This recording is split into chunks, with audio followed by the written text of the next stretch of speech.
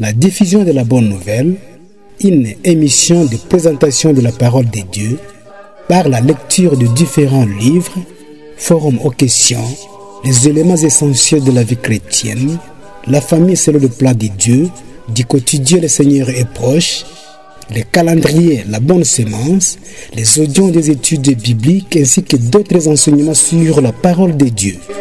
Une production de la POCC, promotion des œuvres chrétiennes du Congo, c'est du Bible Minova. Contact plus 243 97 50 33 991.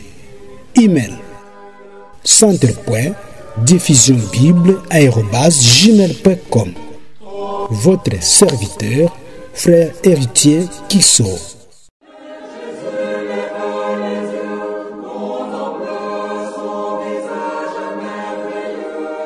Le CDBIB Minova est situé à Minova, centre commercial, bâtiment underground, chez Herma Chirihambali, sur la route nationale numéro 2, vers Bukavu. Le CDBIB Minova collabore avec le CDBIB de Goma, Kichanga, Bunia, Tumambasa, Mayuano, Biakato, Beni et Butembo. Votre serviteur, frère Ladislas Ndakola.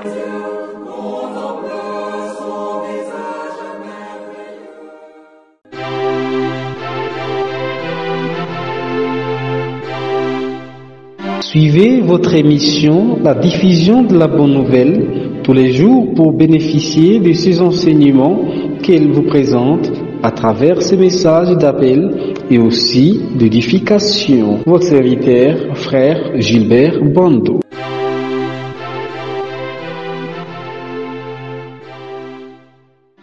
Bonsoir, chers frères et sœurs.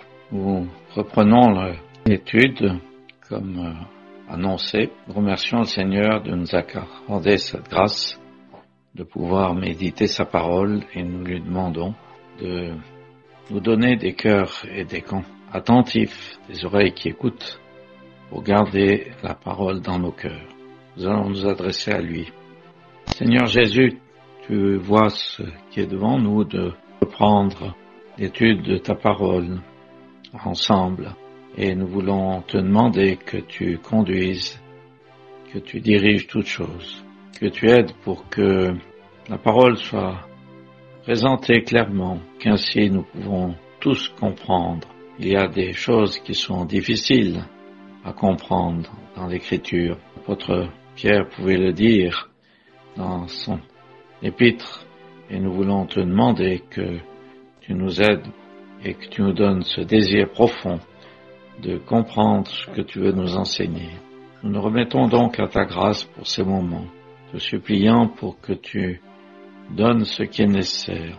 Et nous pensons à tous ceux qui écoutent, tous ceux qui ont cœur de suivre cette étude de l'Épître aux Romains, tu vois, dispersés dans plusieurs pays. Nous voulons te demander que tu étendes ta bonne main en grâce et en bénédiction sur chacun.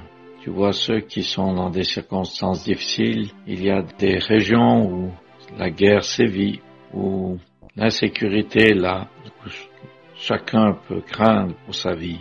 Peut-être même il y a des besoins matériels, de nourriture ou autre. Et nous voulons te demander, Seigneur Jésus, que tu donnes ce qui est nécessaire et que tu répondes à chacun. Nous nous confions en toi pour cela. Remettant à ta grâce, nous voulons t'apporter la reconnaissance, l'hommage de nos cœurs, pour ton grand amour pour nous, pour tout ce que tu es, tout ce que tu as fait pour chacun d'entre nous. Amen. Nous reprenons donc notre étude au chapitre 5 de l'Épître aux Romains et au verset 12.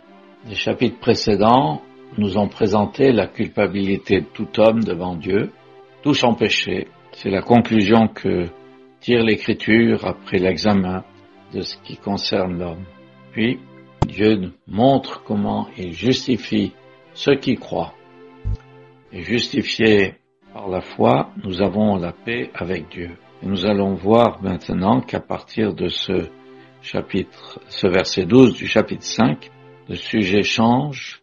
Il n'est plus question de notre culpabilité, des péchés que nous avons commis, pour lesquels le jugement de Dieu devait s'exercer, mais il est question de notre nature pécheresse. Et cela nous amènera à voir ce que nous sommes et aussi comment Dieu nous délivre de ce péché qui est en nous. Alors nous commençons par la lecture des versets 12, fin du chapitre 5. C'est pourquoi, comme par un seul homme, le péché est entré dans le monde, et par le péché la mort, et qu'ainsi la mort a passé à tous les hommes en ce que tous ont péché, car jusqu'à la loi, le péché était dans le monde, mais le péché n'était pas mis en compte quand il n'y a pas de loi. Mais la mort régna depuis Adam jusqu'à Moïse, même sur ceux qui ne péchèrent pas selon la ressemblance de la transgression d'Adam, qui est la figure de celui qui devait venir. Mais n'en est-il pas du don de grâce comme de la faute? Car si par la faute d'un seul plusieurs sont morts, beaucoup plus tôt, la grâce de Dieu et le don ont abondé envers plusieurs, par la grâce qui est d'un seul homme, Jésus-Christ. Et n'en est-il pas du don comme de ce qui est arrivé par un seul qui a péché? Car le jugement vient d'un seul en condamnation, mais le don de grâce de plusieurs fautes en justification. Car si par la faute d'un seul, la mort a régné par un seul, beaucoup plus tôt, ceux qui reçoivent l'abondance de la grâce et du don de la justice régneront-ils en vie par un seul Jésus-Christ. Ainsi donc, comme par une seule faute, les conséquences de cette faute furent envers tous les hommes en condamnation, ainsi aussi, par une seule justice, les conséquences de cette justice furent envers tous les hommes en justification de vie. Car, comme par la désobéissance d'un seul homme, plusieurs ont été constitués pécheurs, ainsi par l'obéissance d'un seul, plusieurs seront constitués justes. Or la loi est intervenue, afin que la faute abondât, mais là où le péché abondait, la grâce a surabondé, afin que comme le péché a régné par la mort, ainsi aussi la grâce régna par la justice, la vie éternelle, par Jésus-Christ notre Seigneur. Avant d'entrer dans les détails de ce, nous voulons souligner une chose. À la fin du verset 12, au début du verset 13, il y a une parenthèse qui se termine à la fin du verset 17. Donc il faut bien relier le verset 12 au verset 18. Et nous le ferons peut-être quand nous serons arrivés au verset 18.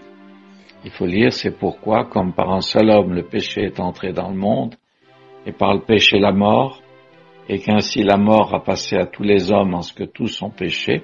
Verset 18, ainsi donc, comme par une seule faute, les conséquences de cette faute furent envers tous les hommes en condamnation, ainsi aussi par une seule justice, les conséquences de cette justice furent envers tous les hommes en justification de vie.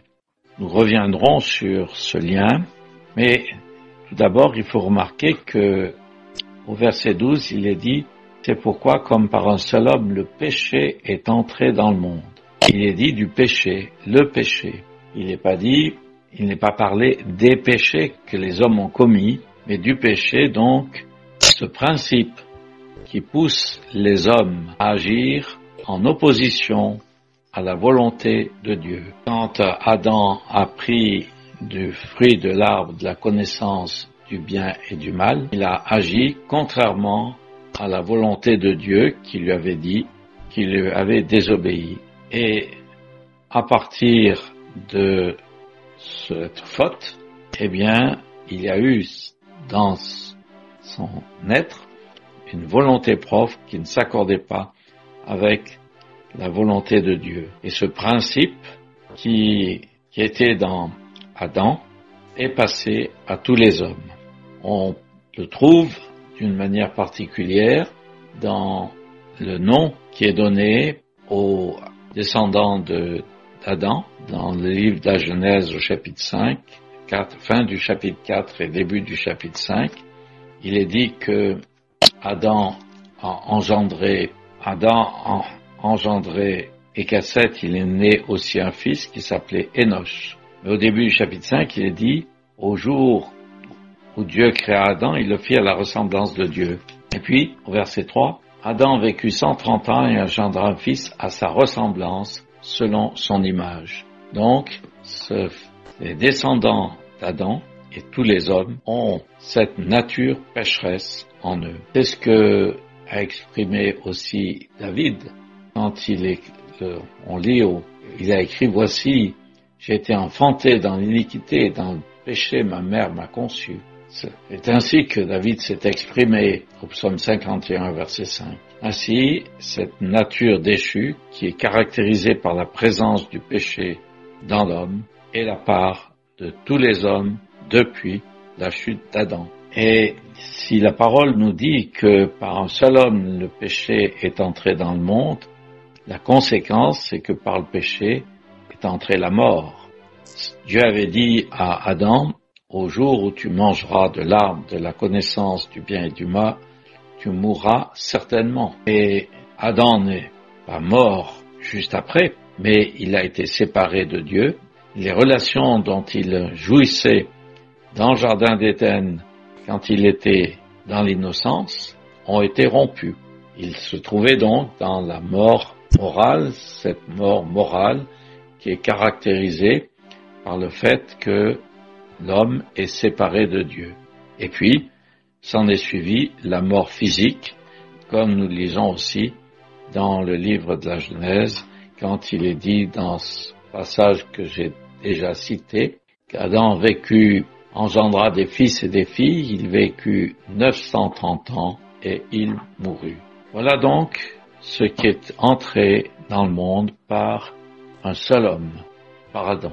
Et par ce seul homme, le péché est entré dans le monde et par le péché la mort. Puis il est ajouté que si la mort a passé à tous les hommes, c'est que tous ont péché. Non seulement tous ont cette nature pécheresse comme héritage d'Adam et de nos parents, recevons notre nature pécheresse à notre naissance de nos parents. Eh bien, non seulement nous avons cette nature pécheresse, mais il n'y a pas d'homme qui ne pêche. C'est ce que Salomon exprimait dans une de ses prières. Il a dit, il n'y a pas d'homme qui ne pêche pas. Et c'est le constat que chacun de nous doit faire. Ainsi, non seulement la mort est passée à tous les hommes, mais il n'y a aucun homme qui pouvait échapper à la mort par sa propre justice. Les versets 13 à 17 sont donc une parenthèse qui vont nous présenter plusieurs choses. D'abord, ils nous montrent la place de la loi dans l'histoire de l'homme. De Adam à Moïse, il n'y a pas eu de loi, mais ça n'a pas empêché que d'Adam à Moïse, la mort a régné. Le péché a régné et la mort a touché tous les hommes. Après Moïse, la loi a été donnée au peuple d'Israël et le péché prend un autre caractère. Il prend le caractère de désobéissance ou de transgression. On peut remarquer qu'il y a plusieurs expressions qui sont employées concernant la faute d'Adam. Au verset 14, il nous est dit qu'il nous est parlé de la transgression d'Adam. Transgression signifie qu'il y a eu une désobéissance positive à un commandement donné. De la même manière, les Israélites qui ont reçu la loi et qui ne l'ont pas gardée sont placés dans cette désobéissance. Mais les hommes qui ont vécu d'Adam jusqu'à Moïse n'avaient pas de loi. C'est ce qui nous est dit. Mais la mort a régné depuis Adam jusqu'à Moïse, même sur ceux qui ne péchèrent pas selon la ressemblance de la transgression d'Adam. Il n'y avait pas de loi, mais la mort a régné à cause de la nature pécheresse de l'homme et de cette volonté propre qui s'oppose à la volonté de Dieu. Et il nous est dit que le péché n'est pas mis en compte quand il n'y a pas de loi.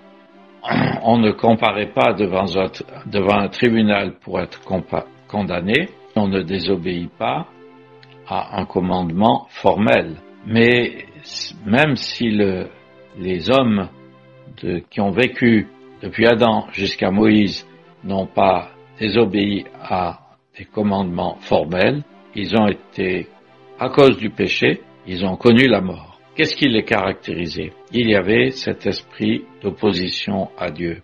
Et cet esprit d'opposition à Dieu, on le voit bien quand on lit le livre de la Genèse. Au chapitre 6, la terre était remplie de violence et de corruption. Et c'est ce qui a amené le déluge. Puis après le déluge, on voit les hommes s'unir pour établir une tour en voulant se faire un nom, c'est l'orgueil. Tout cela nous montre que ce qu'est le caractère de l'homme pécheur, ce qu'entraîne la présence de ce principe du péché dans l'homme. Donc nous avons souligné le fait que depuis Adam jusqu'à Moïse, le péché, la mort a régné, et il nous est dit, même sur ceux qui ne péchèrent pas selon la ressemblance de la transgression d'Adam, et qu'Adam est la figure de celui qui devait venir.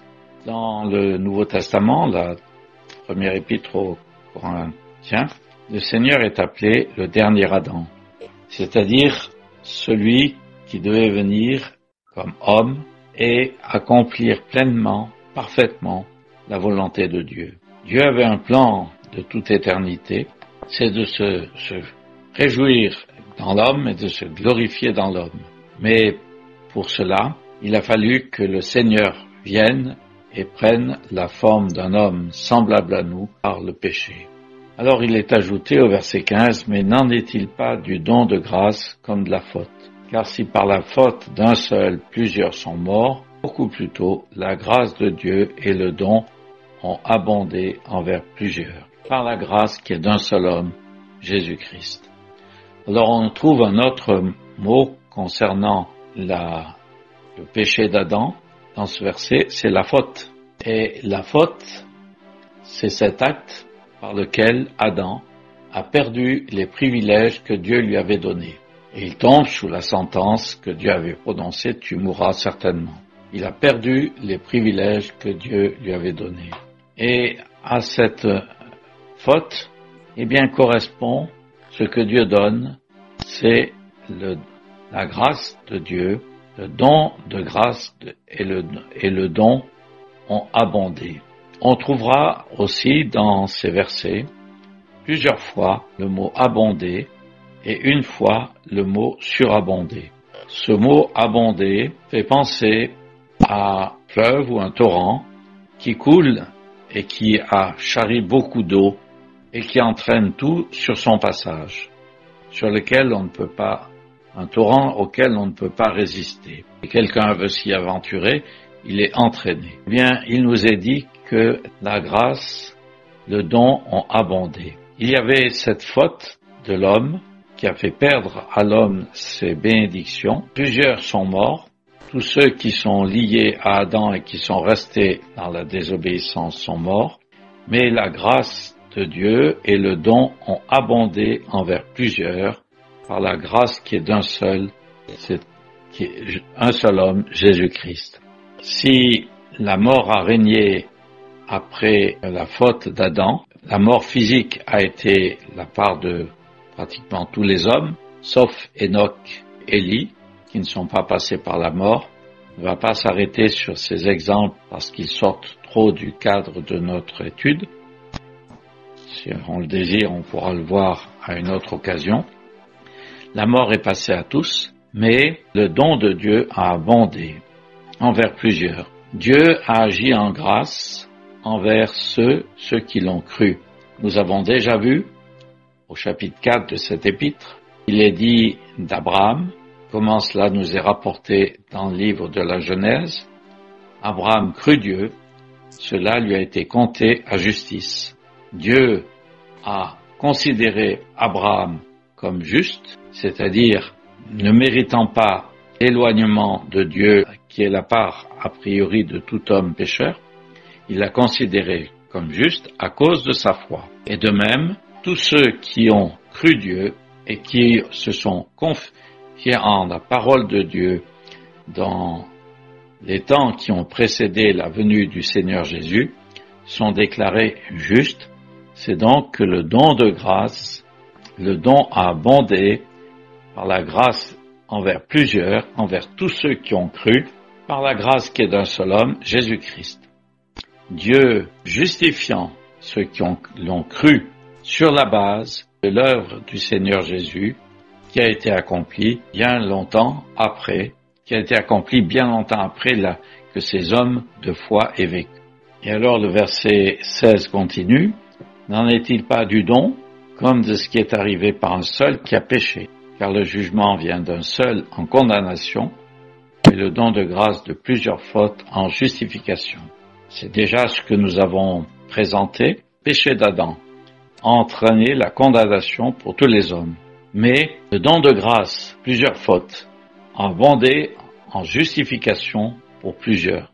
Tous ceux qui ont cru Dieu, depuis Adam jusqu'à maintenant, tous ceux qui ont cru Dieu sont déclarés justes devant Dieu en vertu de l'œuvre de la croix. Ainsi, il y a d'un côté ceux qui sont rattachés à Adam et qui sont condamnés parce que ils sont pécheurs par nature et ils ont péché. Et d'un autre côté, il y a ceux qui ont cru Dieu et qui sont déclarés justes parce que sur la base de l'œuvre de la croix, sur la base du don de grâce de Dieu et non pas sur la base d'œuvre, mais uniquement sur la base du don de grâce que Dieu a donné par Jésus-Christ. Et alors il est ajouté, car si par la faute d'un seul, la mort a régné par un seul, beaucoup plutôt ceux qui reçoivent l'abondance de la grâce et du don de la justice régneront-ils en vie par un seul Jésus-Christ. La mort a régné, par la faute d'un seul, la mort a régné. C'est ce que l'on doit constater. La mort est le lot de tous les hommes. Il n'y a pas d'exception à cette règle. Dieu répond à cette règle sans exception en ceux qui reçoivent l'abondance de la grâce et du don de la justice régneront-ils en vie par un seul Jésus-Christ. Il est dit ceux qui reçoivent l'abondance de la grâce, c'est-à-dire ceux qui se mettent au bénéfice de la grâce de Dieu envers eux et du don de la justice, et ceux qui reconnaissent Dieu a pourvu au sacrifice pour que leurs péchés soient ôtés, eh bien tous ceux-là régneront en vie, c'est-à-dire qu'ils reçoivent la vie éternelle, et cette vie éternelle est communiquée par un seul, Jésus-Christ. C'est par Jésus-Christ que l'on reçoit la vie éternelle. Et les croyants de l'Ancien Testament ont la vie éternelle, mais sur la seule base de l'œuvre du Seigneur Jésus, sur la seule base de la grâce de Dieu et du don de la justice, Dieu accorde à tous ceux qui croient, avant la venue du Seigneur, à ceux qui croient Dieu, c'est-à-dire qui tiennent sa parole pour vraie, depuis la venue du Seigneur, à ceux qui croient au Seigneur Jésus comme celui qui est mort pour leurs péchés, ressuscité pour leur justification, et qui reçoivent pour vrai ce que Dieu dit, c'est que Christ est mort pour nos péchés. Si je reçois cela comme étant vrai, si je reçois que comme étant la vérité que Jésus est mort parce que j'avais péché pour expier mes péchés, Dieu me considère comme juste. Je reçois le don de la justice.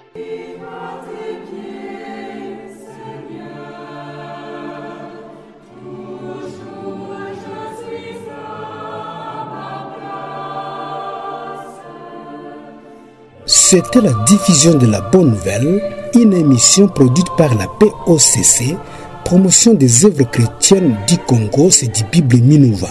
Contact +243 97 50 33 991. Email centre.diffusionbible@gmail.com.